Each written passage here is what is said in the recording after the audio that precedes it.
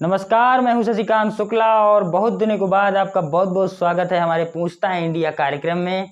और आज हम आपके सामने देश का एक बड़ा मुद्दा लेकर के आए हैं जो हिंदू और हिंदुत्व का है। और पिछले 2 महीने से हम लगातार आपको शुक्ला जी कहन के माध्यम से मध्य प्रदेश चुनाव की कवरेज दिखा रहे हैं, लेकिन आज देश के मुद्दे पर बात करेंगे। और देश का मुद्दा ये है कि राहुल गांधी ने हिंदुत्व पर एक लेख लिख दिया है, हिंदू धर्म और सनातन धर्म पर एक लेख लिख दिया है। और इसी मुद्दे पर हमारे साथ मुंबई से डायरेक्ट जय बजरंग सेना के राष्ट्रीय अध्यक्ष नितिन उपाध्याय जी लाइव जुड़े हुए हैं। नितिन जी, बहुत बहुत स्वागत है आपका जनता वाणी पर। जय श्री राम, जय हिंदू राष्ट्र। नितिन जी, राहुल गांधी जी ने सनातन पर लेख लिख दिया है और बड़ी अच्छी अच्छी बातें लिखी हैं, हमने सुना है। क्या कहेंगे इस पर? और मैंने खुद वो लेख पढ़ा है। आप तो लगातार पिछले कई दिनों से कहते रहे कि कांग्रेस मुसलमान पार्टी है, कांग्रेस हिंदू विरोधी पार्टी है। ये क्या है? पहली बात तो राहुल गांधी जी का लेख हमने भी पढ़ा है, बहुत अच्छा लिखा है। जिसने भी लिखा है बहुत अच्छा लिखा है। और उसके जो शब्द हैं, अगर वो राहुल जिसने भी लिखा है, क्या मतलब हुआ? राहुल गांधी जी ने लिखा है? नहीं, जिसने भी लिखा है बहुत अच्छा लिखा है। अगर उस लेख को राहुल जी को उसका प्रिंट दे दिया जाए तो शायद वो पढ़ नहीं पाएंगे। तो लेख बहुत अच्छा है और ये देश के 100 करोड़ 110 करोड़ हिंदुओं की ताकत है कि राहुल गांधी जैसे पार्टी के बड़े कद्दावर नेता को लेख लिखने पे मजबूर होना पड़ा और अपने ट्विटर अकाउंट में और न्यूज़पेपर के माध्यम से उसको छपवाना पड़ा। ये हमारे देश के सनातनियों की, इस देश के हिंदुओं की ये ताकत है कि यहाँ की सरकार, यहाँ की व्यवस्था हिंदुओं से चलेगी। ये देश हिंदू राष्ट्र है। तो बहुत बढ़िया लिखा है उन्होंने, मैंने भी पढ़ा है।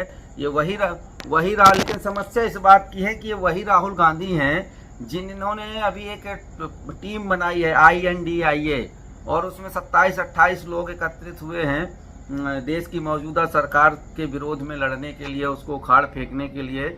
उन्हीं का एक नेता है, कुछ स्टालिन ऐसा नाम है। वो बोलता है उदयनिधि स्टालिन। उदयनिधि स्टालिन, हाँ, मालूम है मेरे को। लेकिन क्या है कि ऐसे व्यक्तियों का नाम लेके अपना जिह्वा को खराब करना अच्छी बात नहीं है। तो उस नेता ने बोला है कि सनातन कोरोना है, डेंगू है, इसको खत्म कर देना चाहिए। इधर राहुल गांधी लिखते हैं कि सनातन धर्म से बड़ा कोई धर्म नहीं है। ये वही कांग्रेस पार्टी है जिसने सन 1970 में जंतर मंतर पे साधुओं ने देश के गौ रक्षा के लिए एक बड़ा आयोजन किया था। और उस समय कांग्रेस पार्टी की सरकार थी और उस सरकार ने देश के साधुओं के, निहत्थे साधुओं के ऊपर गोली चलवाई। आज वही कांग्रेस पार्टी गौ रक्षा की मध्य प्रदेश में आपके बात कर रही है कि हम गौशाला बनाएंगे, ये करेंगे, वो करेंगे। ये वही राहुल गांधी हैं जब इन्होंने भारत की वो यात्रा निकाली थी, क्या था ना, कुछ अच्छा नाम था, भारत जोड़ो यात्रा। उन्हीं के मंच से कहा गया था कि राहुल गांधी उग्र और कुरूप हिंदुत्व के सामने बंधुत्व की राजनीति करने आए हैं, मोहब्बत की दुकान खोल रहे हैं। तो उस समय राहुल गांधी जी को यह हिंदुत्व उग्र और कुरूप लग रहा था। आज हिंदू धर्म से अच्छा धर्म नहीं है। तो देखिए, ये चुनाव है और राहुल बाबा जो है बहुत बड़े सन्यासी संत हैं, बहुत सारे मंदिरों में जाते हैं, तो उनकी लीला ही अपरंपार है। और मैं तो धन्यवाद करूंगा उस लेखक का, और वो रियल में सनातनी है जिसने ये लेख लिखा है। और राहुल गांधी जी को जो प्रेरणा मिली है, ये देश के 140 करोड़ हिंदुओं की ताकत है कि इनको ये लेख लिखना पड़ा। नहीं तो देश क्या सर, आप बिल्कुल हिंदुत्व के ठेकेदार की तरह बात कर रहे हैं। को मतलब नहीं, राहुल गांधी नहीं लिख सकते क्या सनातन धर्म पे? अब उन्होंने लिख दिया तो आपको समस्या होने लगी। अगर राहुल जी उस लेख को मंच पे खाली पढ़ देवे ना, तो मैं आपके यहाँ 1 महीना नौकरी करूंगा फ्री में, पगार मत देना। क्योंकि उसके जो शब्द हैं ना, वो कांग्रेस पार्टी के शब्द नहीं हैं। देश के पहले प्रधानमंत्री माननीय जवाहरलाल नेहरू ने कहा था कि मैं हिंदू नहीं हूं, मैं तो एक्सीडेंटल हिंदू हूं। और अगर इनका आप उस पे जाएंगे परिवार खानदान पे, जो कि मैं नहीं जाना चाहता, वो बहुत बड़े आदमी हैं। तो गांधी जो है ना, यहीं बम्बई से हैं और उनका मुंबई में आज भी निवास है पुराना। तो ज़्यादा नहीं जाते हैं, लेकिन चलिए, कम से कम हमारे देश के हिंदुओं की ये ताकत है। और मैं देश के हिंदुओं से अपील करूंगा कि इसी प्रकार ताकत दिखाना है, एकजुटता की, कि जो हमको उग्र और कुरूप बोल रहे थे, जो हमारे साधु संतों पर फायरिंग करवा रहे थे, जो भगवान राम को बोल रहे थे कि राम तो काल्पनिक है, राम तो है ही नहीं है, जिन्होंने बड़े बड़े वकील कपिल सिब्बल साहब जैसे बड़े बड़े अधिवक्ता सुप्रीम कोर्ट में खड़े किए थे इस राम मंदिर के ना बने, भगवान राम यहाँ नहीं है, आज वो लोग कम से कम ये तो मानने लगे हैं कि सनातन धर्म से बड़ा धर्म नहीं है, सनातन हिंदू धर्म से बड़ा धर्म नहीं है, और भारत की ताकत हिंदुओं से बड़ी ताकत नहीं है। ये कम से कम उनके दिमाग में आज आया है, भले चुनाव के लिए आया है, लेकिन आया तो कम से कम सही। और आगे आने वाले समय में ये गारंटी है कि हमारे देश के सभी भाई, चाहे वो जो बटे हुए हैं, सब एकत्रित होंगे और इस देश के हिंदू ताकत बताएंगे अपनी कि ये हिंदुस्तान, ये सनातन धर्म, ये विश्व में अगर हमारा नाम है तो भगवे से है और टोपी से नहीं। जी, मतलब भारत में हिंदू धर्म का मतलब भाजपा और नरेंद्र मोदी और योगी हैं, और कोई सनातन धर्म पे लिख दे, हिंदू धर्म पे लिख दे तो आपको प्रॉब्लम होने लगती है, आपके बजरंग दल को प्रॉब्लम होने लगती है, जय बजरंग सेना को प्रॉब्लम होने लगती है। आप लोग की दिक्कत क्या है सर? अगर किसी ने लिख दिया है सनातन धर्म पे तो आपको तो उसका स्वागत करना चाहिए। अरे हम कहाँ बुराई कर रहे हैं, हम तो स्वागत कर रहे हैं उस लेखक का, हम तो धन्यवाद कर रहे हैं देश के 140 करोड़ हिंदुओं का, 120 करोड़ 10 करोड़ हिंदुओं का, कि उनकी ताकत के कारण आज राहुल गांधी, जो अभी कुछ महीने पहले उग्र और कुरूप हिंदुत्व बोल रहे थे, आज वो लेख लिख रहे हैं। कम से कम ये तो अच्छी बात है, हमारा देश बदल रहा है, देश आगे बढ़ रहा है, हम उसका स्वागत करते हैं। हम राहुल गांधी जी का विरोध नहीं कर रहे, ये देश के हिंदुओं की ताकत है।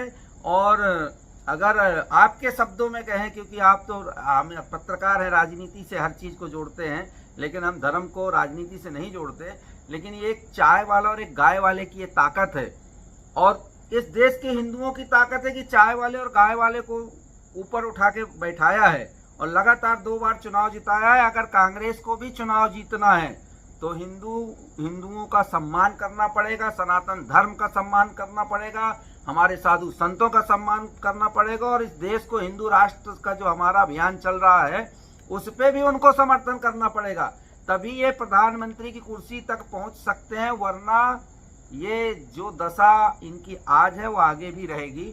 खाली एक लेख लिखने से तकदीर नहीं बदलती है पत्रकार महोदय, अभी इन्होंने शुरुआत की है। जी नितिन जी, मध्य प्रदेश में हवा बदली है। देखिए, हमारा कोई चुनाव से लेना देना नहीं है, हमारा जो संगठन है गैर राजनीतिक है, और हम राम का काज करते हैं और राम के सेवक हैं, और हम अपना राम काज ही करते रहेंगे। और देश की जनता भली भांति जान चुकी है, और देश के हिंदू अब जागृत हो गए हैं, सजग हो गए हैं और एकत्रित हो रहे हैं कि जो राम का नहीं वो किसी काम का नहीं। तो पहले आप राम के बनकर दिखाइए, राम के सेवक बनकर दिखाइए, उनके दास बनकर दिखाइए। आज वही लोग हैं, आपको अभी बताया ना, जो काल्पनिक बोल रहे थे, आज वो सनातन धर्म की जय बोल रहे हैं। ये हिंदुओं की ताकत है, ये हिंदू संगठनों की ताकत है, ये देश की ताकत है। राम को काल्पनिक बोलने वालों की सरकार मध्य प्रदेश में बनेगी कि नहीं बनेगी, ये बता दीजिए। देखिए, ये तो प्रदेश की जनता तय करेगी। अब मैं यहाँ से कोई बोल के मेरे को वोट तो डालने जाना नहीं है, और हमारे हिंदू भाई तय करेंगे कि सरकार किसकी बने और किसकी नहीं बने। अगर आप राम काज में लगे हैं और आप सच्चे राम भक्त हैं तो भगवान राम जरूर आपके ऊपर आशीर्वाद बनाएंगे। और अगर आप खाली चुनावी राम और चुनावी नेतागिरी करेंगे, चुनाव आते ही आप भगवा पहनेंगे, चुनाव होने के बाद आप, ये वही पार्टी है सर जिसने मध्य प्रदेश में, जो वहाँ के अध्यक्ष जी हैं वो बोलते हैं कि हम गौ रक्षा के लिए अभियान चलाएंगे, और कर्नाटक में चुनाव जीतते ही इसी पार्टी के राष्ट्रीय अध्यक्ष के बेटे ने चौराहे में बेंगलुरु में गाय को कटवाकर और गाय माता को कटवाया भी और बनवाया भी, और बजरंग दल वालों पे लाठियां चलवाई अगर वो रोकने आए। तो इनका देखिए चित्र और चरित्र अलग अलग है, और इनका ये समय समय पर जैसे गिरगिट रंग बदलता है ना, उसी टाइप का बदलते हैं। और लोग समझदार हैं, ऐसा नहीं है, आज के हिंदू सब जागृत हो गए हैं, समझदार हो गए हैं, और वो अपने हिसाब से निर्णय लेंगे। जी, मध्य प्रदेश में आपके 9 लाख फॉलोअर हैं सर, और आपके मतलब पूरे सोशल मीडिया पे लाखों फॉलोअर हैं, और 7-8 लाख तो केवल मध्य प्रदेश से हैं। और आपका संगठन जो जय बजरंग सेना है, उत्तर प्रदेश और मध्य प्रदेश में भी बड़ा मजबूत संगठन है। चुनाव आ रहे हैं, एक और भी आपके संगठन के ही नाम का संगठन था, उसने भोपाल में जाके कांग्रेस को अपना समर्पण कर दिया कि हम भाई कांग्रेस के साथ शामिल हैं। तो जय बजरंग सेना जो नितिन उपाध्याय की है, क्या वो मध्य प्रदेश में भारतीय जनता पार्टी की डूबती नैया को बचा लेगी? देखिए, मैंने आपको पहले कहा है कि हमारा राजनीति से कोई लेना देना नहीं है, और देश के हिंदू, मध्य प्रदेश के हिंदू और हमारे पूरे विश्व में रहने वाले हिंदू भाई अब समझदार हो गए हैं। उनको सब पता है कि ये चुनाव आते ही किस प्रकार का इनका चित्र दिखने लगता है, चुनाव के बाद किस प्रकार का चरित्र दिखने लगता है। और रह गई बात, जिस संगठन की आप बात कर रहे हैं कि उन्होंने कांग्रेस को समर्थन दे दिया, उसका राष्ट्रीय अध्यक्ष को अपनी पत्नी से तो बच नहीं पाया, उसको उसी के शहर में एक छतरपुर के रहने वाले हैं आपके ला कैपिटल होटल में 22 मार्च को मार के जूता उसको लत्ता कर दिया गरीब आदमी को। अब आप उसके समर्थन से जो पत्नी प्रताड़ित ठुका पिटा व्यक्ति छतरपुर में रह नहीं सकता है, उसके बलबूते पे अगर कमलनाथ जी चुनाव जीत रहे हैं तो बड़ी अच्छी बात है। उनका इतना बड़ा संगठन जीत रहा है तो भाई उसमें मैं कोई कमेंट नहीं कर सकता, ये पर्सनल मामला है। लेकिन जय बजरंग सेना सिर्फ राम का काज कर रही है, और हमारा उद्देश्य रामचरितमानस को राष्ट्रीय ग्रंथ बनाना, इस देश को हिंदू राष्ट्र घोषित करवाना, हमारे यही मुद्दे। हमारा राजनीति से कहीं तक वास्ता नहीं है। और रह गई बात जनता की, तो हमारे हिंदू भाइयों की, आप जो बोल रहे हैं 8 लाख 9 लाख फॉलोअर हैं, वो फॉलोअर नहीं हैं, वो मेरे भाई हैं, मेरा परिवार है। आज जब मैंने ये हिंदू राष्ट्र का अभियान शुरू किया था तब मैं अकेला था। आज जुड़ते जुड़ते रामचरितमानस का अभियान शुरू किया था, जिसकी प्रभारी श्रीमती अर्चना उपाध्याय जी हैं। तब वो हम दोनों लोगों ने डॉक्टर मदन गोपाल दास जी जो पूज्य संत हैं कामतगिरी पीठ के, उनके आशीर्वाद से, उनके संरक्षण में शुरुआत की थी। तब हम लोग 2 जन गए थे खाली उनके पास। आज लाखों का हमारा एक परिवार हो गया है, और ये जो हमारा परिवार है ना, इसमें कोई ऊंचा बड़ा या कोई पद की मान्यता नहीं है। ये सब परिवार है और सब राम के दास हैं। तो हम दास बनकर काम करते हैं, ना कि हमको नेता बनना है, ना विधायक बनना है, ना मंत्री बनना है। और जिनको ये पद चाहिए वो अपना जाएं और समर्थन करें, और चाहे विरोध करें। तो हमारा राजनीति से सर कोई लेना देना नहीं है। हमारा एक ही उद्देश्य है कि देश हिंदू राष्ट्र बने, हमारा रामचरितमानस को राष्ट्रीय ग्रंथ का दर्जा मिले, गौ माता की जो हत्या हो रही है वो बंद हो, उसके ऊपर कानूनी कड़क कानून बने।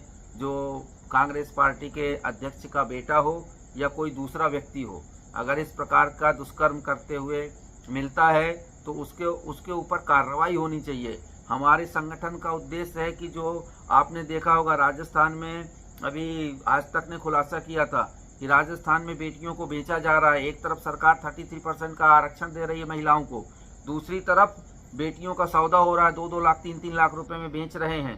तो ये सब बंद हो, महिलाओं का सम्मान हो, हमारी बेटियों की सुरक्षा, उनका सम्मान निश्चित किया जाए। खाली योजना बनाकर कागज पे नहीं कि निर्भया के साथ कांड हुआ तो निर्भया हेल्पलाइन चला दिया। हेल्पलाइन चलाने से ये देश की महिलाएं या देश सुरक्षित नहीं है। जब हम सजग होंगे, जागृत होंगे और सरकार के साथ कंधे से कंधा मिलाकर काम करेंगे, तभी हम आगे बढ़ेंगे और ये विश्व में हमारे भगवे की, हमारे सनातन धर्म की पहचान होगी। हम विश्व गुरु बनेंगे, इसलिए हम कार्य कर रहे हैं। हमारा राजनीति से कोई लेना देना नहीं है। रही बात राहुल बाबा की, उनके मंत्रियों की, आप देख लीजिए समाजवादी पार्टी भी उनके INDIA में है, जिसका एक विधायक है, पूर्व मंत्री है, और रामचरितमानस को उसने फाड़ा भी था, जलाया भी था। ऐसे विधर्मियों के साथ वो रह के और लेख लिखते हैं, तो पहले खुद को सुधारें, अपनी पार्टी को सुधारें, और जो उनके साथ लोग हैं उनको सुधारें।